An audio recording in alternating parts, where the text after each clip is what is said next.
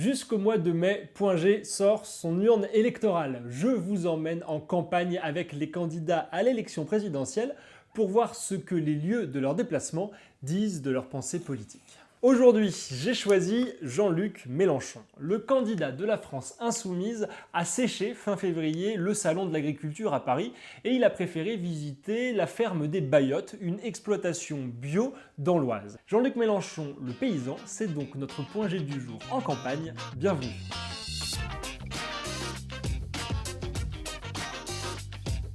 Pour Jean-Luc Mélenchon, le message est simple. Face à l'agriculture intensive, largement représentée au Salon de l'Agriculture, il en veut une autre qui soit écologique et paysanne. Alors que veut-il dire avec ces deux mots-là ? Du côté de l'écologie, il veut que les exploitations produisent moins, qu'elles produisent plus variées et qu'elles produisent bon pour la santé. Concrètement, ça veut dire moins d'engrais, moins de pesticides, mais aussi la généralisation des circuits courts.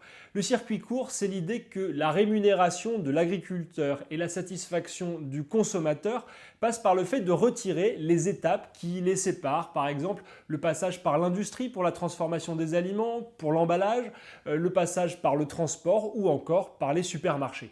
Concrètement, ça voudrait dire que nous achèterions notre nourriture localement chez des agriculteurs que nous connaissons. Alors là, il n'y a pas grand-chose à redire finalement, si ce n'est qu'une conversion rapide et massive à ce modèle écologique pose tout de même deux questions. La première, c'est celle de la puissance internationale de la France agricole, puisque nous sommes le 4e exportateur mondial de produits agricoles. Le deuxième, c'est l'avenir de l'industrie agroalimentaire qui emploie au total en France plus de 500 000 personnes.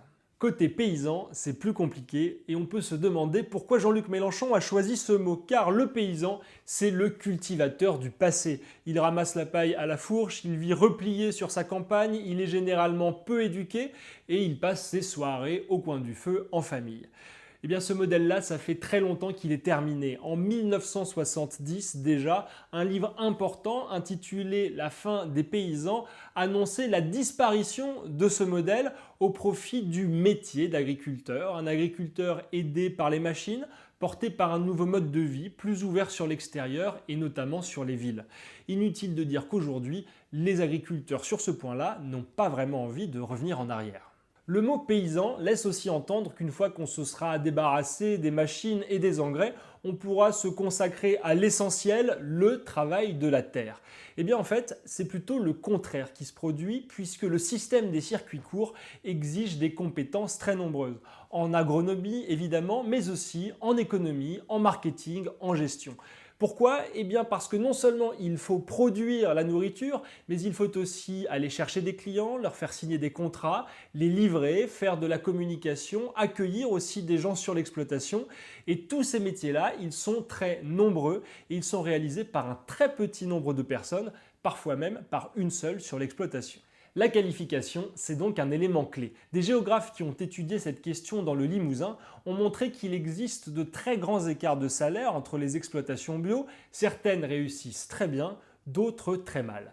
Et pour l'expliquer, ils font l'hypothèse que celles qui réussissent le mieux sont gérées par des agriculteurs qui ont un niveau d'études supérieur aux autres et qui arrivent à trouver une clientèle qui leur ressemble un petit peu, plus riche et qui partage avec eux certaines convictions, par exemple en matière d'environnement. Alors attention, les circuits courts ne sont pas une solution miracle, clé en main et immédiate pour sauver l'agriculture française. Et puis une agriculture écolo ne veut pas forcément dire une agriculture de paysans. Cela dit, les paysans nous ont laissé un bel héritage fait par exemple de proverbes. Je vous en laisse un pour terminer qui pourra peut-être inspirer les candidats à la présidentielle. Au plus fort de l'hiver, songe au printemps.